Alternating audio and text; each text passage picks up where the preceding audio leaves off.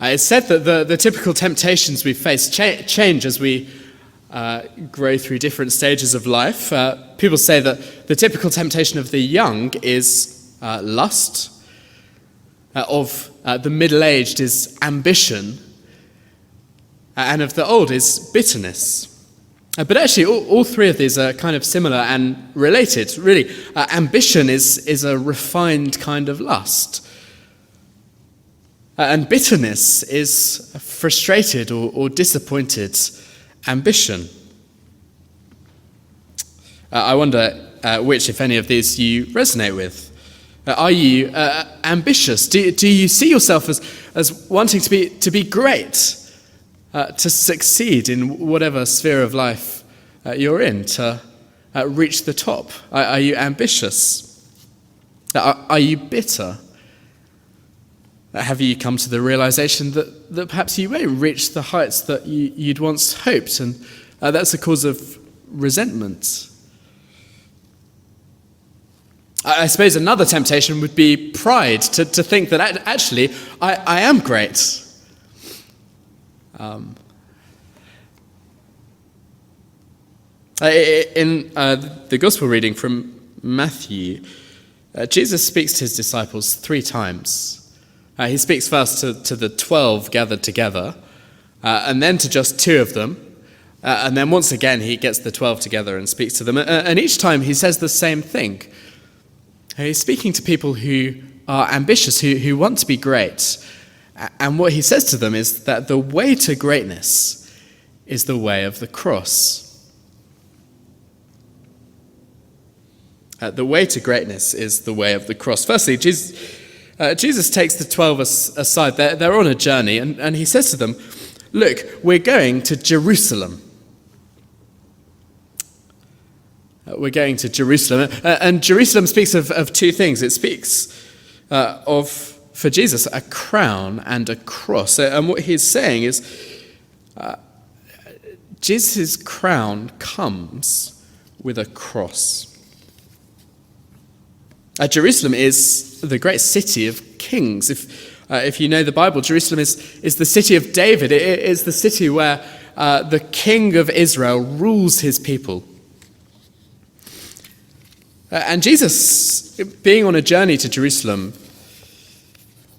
in the gospel, it speaks of this goal of kingship, of reign. This has been the goal from the beginning for Jesus. I don't know if you remember all the way back in chapter 2 when Jesus was born. The Magi come and speak of the one who was born King of the Jews. Jesus is born to be king.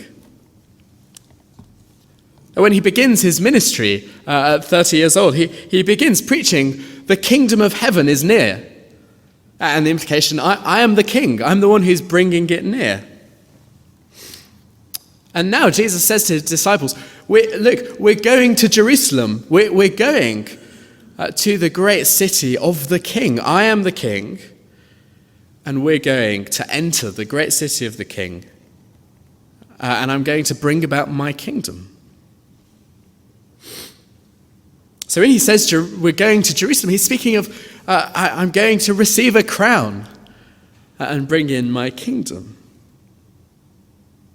But we also see that for this king, for King Jesus, the crown comes with a cross. This is the 3rd time that Jesus predicts his own death.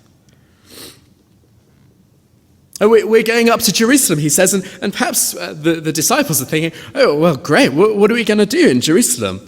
Maybe we're going to parade into Jerusalem gloriously, like Caesar entering Rome after he's been on his conquests and comes back having received 4 triumphs and has a mighty army before him, and the streets are lined. And maybe that's what we're about to do. Jesus, the king, is going into the city of kings. Perhaps it will be like David in the Old Testament when he brings the Ark of the Covenant up to Mount Zion, and the streets are lined with people dancing and music, and everybody's really excited. Maybe that's what they're thinking. Jesus says, we're going to Jerusalem. And you think, oh, great, we're going to go in. Everybody's going to be really happy. Jesus will be made king, and then We're the 12, so we'll be his cabinet. We're going to Jerusalem. But that's not what Jesus says. Actually, what he says in these verses, it almost forms a table of contents for the remaining chapters of Matthew. He says, at verse 18, we're going up to Jerusalem, and the Son of Man will be betrayed to the chief priests and the teachers of the law. They will condemn him to death and will turn him over to the Gentiles to be mocked and flogged and crucified. On the third day he will be raised to life. What is awaiting Jesus in Jerusalem? Well, it's betrayal, condemnation, mocking, torture, and then murder. Yes, Jesus is the king. And yes, he will be raised from the dead, and he'll ascend to heaven and take his throne and rule in glory at the Father's right hand. And one day he will return and bring in the fullness of his kingdom. Jesus is king. But what he's saying here is that we need to be clear about his way there. These disciples, they're on the way, and the way is the way of the cross. For Jesus, the crown comes with a cross. And that's the first thing Jesus says. The way to greatness is the way of the cross, and Jesus' crown comes with a cross. The second thing he says is that the throne comes with a cup. I don't know if you've noticed a pattern whenever Jesus predicts his death in the Gospels, it's almost always followed up by the disciples then saying something completely tone deaf, as though they haven't listened at all. So the first time in Matthew's Gospel, Peter comes up to Jesus, takes him aside and says, no, that's never going to happen. Well, this time is no exception. We get this almost comical episode of two really heavyweight disciples, the sons of Zebedee, James and John, getting their mum to come and ask Jesus a favor. And the favor is, let us sit directly next to you in your kingdom, one on the right, one on the left. And if you think about it, the request actually makes sense. If they've heard we're going to Jerusalem and they know that Jesus is the Messiah, that he's going to become king, then it makes sense for them to try and sort of secure their spot in his kingdom. We know that that's true in life, don't we? If someone's friend is about to suddenly gain a lot of power and influence, obviously you want to sort of slip in and make sure that you'll be right there with them. We know that in the political world, that even in the United States, even people who are critical of Kamala Harris or Donald Trump will now be sort of cozying up to them, knowing that one of them is going to gain the presidency. And on a smaller scale, we know, don't we, that whenever people suddenly become either very rich or very famous, they often find themselves losing friends because all of their friends are jostling over who's going to be close to them, who's going to get a taste of the wealth or fame. Jesus is going to Jerusalem to be king, and these two disciples think, I'm going to be there with him. And actually, to be fair to James and John, what they're asking for is something close to what Jesus has already promised them. If you have your Bible open, please would you turn back to the previous chapter, Matthew 19. I'll read from verse 27. Peter says to Jesus, Jesus, we've left everything to follow you. So what then will there be for us? And Jesus says, I tell you the truth, at the renewal of all things, when the Son of Man sits on his glorious throne, you who have followed me will also sit on 12 thrones, judging the 12 tribes of Israel. You see, for these disciples, following Jesus is not easy. And most of them have left everything behind to follow him. And now that it seems that he's finally about to come into his kingdom, well, it's quite natural, isn't it? And almost, is it an act of faith for them to come to Jesus and to say, Jesus, please will you do for us what you've promised to do? You've said that you will put us on thrones in your kingdom. We just want to make sure, please would you do that? And we see from Jesus' response, he doesn't give them a harsh rebuke. When Peter, a few chapters before this, says to Jesus, no, that will never happen, he takes him aside and he says, get behind me, Satan. You don't have in mind the things of God, but the things of the world. Jesus doesn't do that here. He's very gentle. He says to them, you don't know what you're asking. I wonder, was it wrong for the disciples to want those seats, those thrones in Jesus' kingdom? Was it wrong for them to desire that, to be ambitious in that way?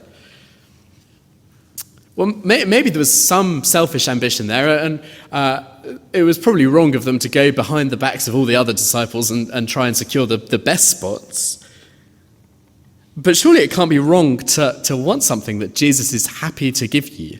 To want something that Jesus has already promised you. We could look at this passage and think that any kind of ambition is wrong, that it's wrong for them to desire seats of honor in Jesus' kingdom. But I don't think that's true. The problem is not that they want the throne. The problem is that they don't know what they're asking. And what Jesus says to them is, don't you know that the throne comes with a cup? And they ask for a seat next to Jesus. Jesus offers them a drink from his cup.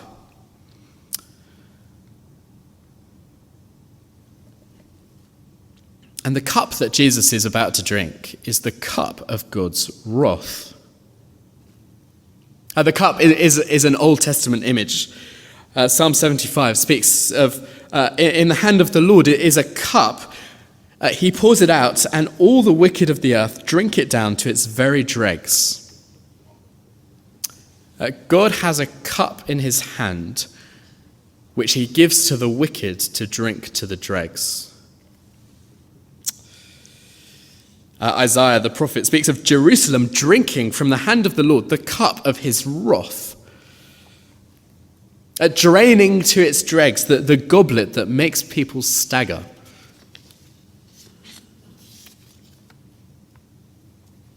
Drinking the cup is drinking judgment. And it's an image that Jesus uses later on in his life when he's in the garden on the night of his arrest. You may be familiar with it. Matthew chapter 26. Jesus prays, "My Father, if it is possible, may this cup be taken from me. Yet not as I will, but as you will." He prays again, "My Father, if it's not possible for this cup to be taken away unless I drink it, may your will be done." When Jesus says to them, "Can you drink the cup I'm going to drink?" what he's saying is, you want the crown, but are you ready for the cross? You've come to me asking for thrones, but can you drink my cup?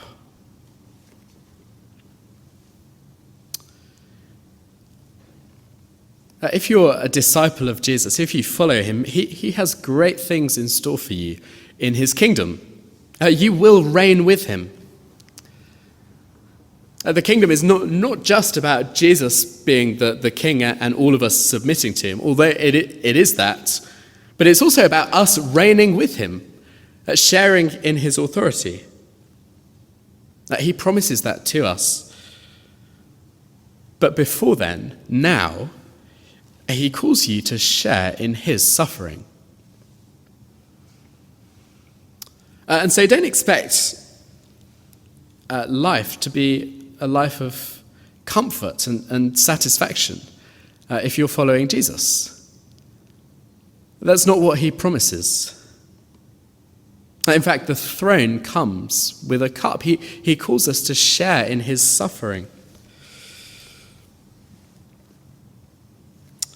He says to them, "You will indeed drink from my cup." And James, the son of Zebedee, we know from the book of Acts, is one of the first Christian martyrs. He's killed by the sword for believing in the gospel. John, his brother, is actually not killed eventually for being a Christian, but he goes through immense suffering. Both of them drink from Jesus' cup. And later in the New Testament, in the book of Revelation, this is what Jesus says. He says, "To the one who is victorious and who does my will to the end, I will give authority over the nations. That one will rule them with an iron scepter and will dash them to pieces like pottery, just as I have received authority from my Father."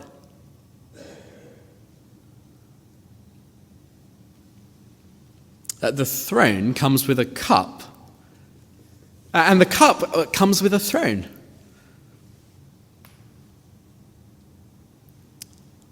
Jesus makes his disciples great in his kingdom. But the way to greatness, the way there, is the way of the cross. It's not greatness straight away. It's the same path that Jesus walked, up to Jerusalem, suffering, crucifixion, and then glory. The way to greatness is the way of the cross. And finally, Jesus says the same thing to his 12 disciples. He gathers them together and says this time, greatness comes with a collar.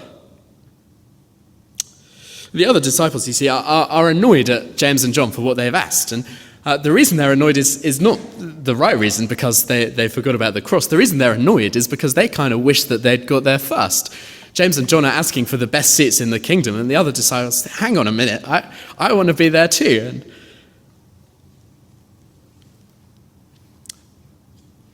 And they're annoyed because all of them want to be the greatest. All of them want the prime position. But here is what Jesus says to them. Verse 25. Jesus says, "You know that the rulers of the Gentiles lord it over them, and their high officials exercise authority over them. Not so with you. Instead, whoever wants to become great among you must be your servant, and whoever wants to be the first must be your slave." Jesus says greatness comes with a collar. No, I'm not talking about a clerical, not a vicar's dog collar. I mean a slave collar. The kind of collar that Roman slaves would have worn to show their enslavement, that they're not free but bound to serve another. It's striking language that Jesus uses, that the slave is the very least in society. And yet Jesus says it's the way to be the greatest, the first in his kingdom. If you're a slave, nobody knows your name. Nobody remembers your name. You're not written down in the history books. You're not remembered as one of the great people of history if you're a slave. Unless you find freedom and become great. Slaves are forgotten. But Jesus says that in his kingdom, whoever wants to become great must become a servant, must become a slave. Now, I don't know this church well enough to make a specific application here, but I do know that it's possible for ambition and pride and rivalries to creep in, even in a church setting. See, every role in church is an opportunity to be like the Gentiles that Jesus speaks of, the people who lord it over others and are proud Maybe you think that way. Maybe that's a temptation for you to look around at your brothers and sisters here and think, what is the ranking? Who is the greatest? Where do I fit in that? And how can I exercise that authority?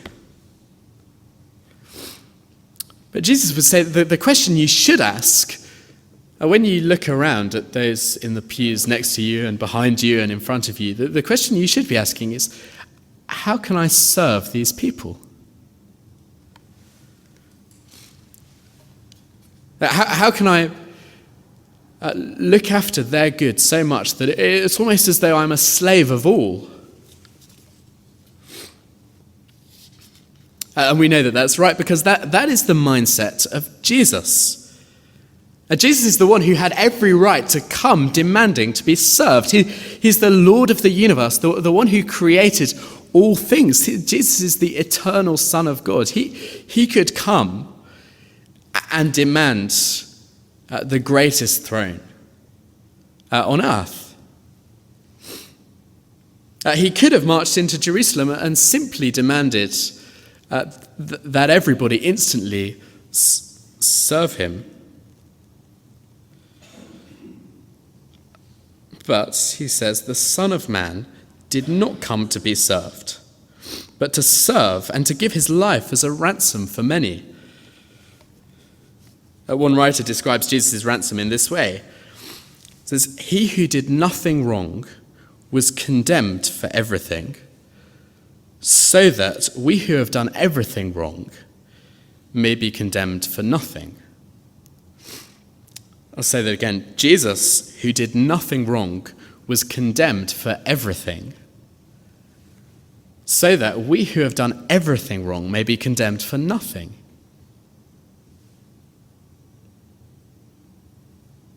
We know from the whole of Jesus' life is one of service. Even from the very beginning, Jesus is born a man of sorrows. In childhood, he has those who are seeking to kill him, Herod. Throughout his whole life, he faces opposition. People mocking him and hating him and seeking his life. And all the way to the very end, what does he say? I'm going up to Jerusalem and I'll be mocked and flogged and crucified. Jesus dies the death of a slave, of a rebel on a cross, to give his life as a ransom for many. In life and death, Jesus served others. And so those who want to become great must know that greatness comes with a collar, with a slave collar. In Christ's kingdom, it's a life of service that leads to true greatness. And we know that because we know him who goes before us. Jesus, who didn't come to be served, but to serve and to give his life as a ransom for many. Jesus, who is now enthroned in glory. And the way of the world is a jostling for power and a glory. Greatness is a zero-sum game. If I'm going to win, then others have to lose. Authority is for your own purposes, to wield as you please, to bend reality for your own good and for your own greatness. That's what the world is like. But in Jesus' kingdom, the way to greatness is the way of the cross. And so Jesus here is speaking directly to our ambition. Are you ambitious? Do you want to be great? Or are you bitter? Perhaps you never reached the heights that you thought you would in whatever sphere, and it's made you resentful. Are you proud? Do you think you are great? Do you want to be great? Well, in the kingdom of heaven, the way up is down. In the one kingdom that really matters, worldly greatness is irrelevant. Greatness is for those who Greatness is for those who share in the sufferings of Jesus and who serve like he served. Greatness is for those who follow Jesus to Jerusalem on the way of the cross. For the young girl in Nigeria who is raped and murdered by Islamists for believing in Jesus. Jesus will give her a throne and set her over the nations to judge them with his authority. For the quiet man in church who patiently bears the burdens of his brothers and sisters as he cares for them and listens to them and prays with them and never receives thanks. Jesus will make his name great. For the discouraged old lady in a tiny church in a town you've never heard of, who prays every day for her children and grandchildren to know the Lord, and who never hears from them. Jesus says, I will give you a crown of glory which never fades. And what about you? Do you want to be great? Presumably, in the right way, the answer is yes. And Jesus tells us the way to that greatness is the way of the cross. He says, whoever wants to be great among you must be your servant, and whoever wants to be first must be slave of all.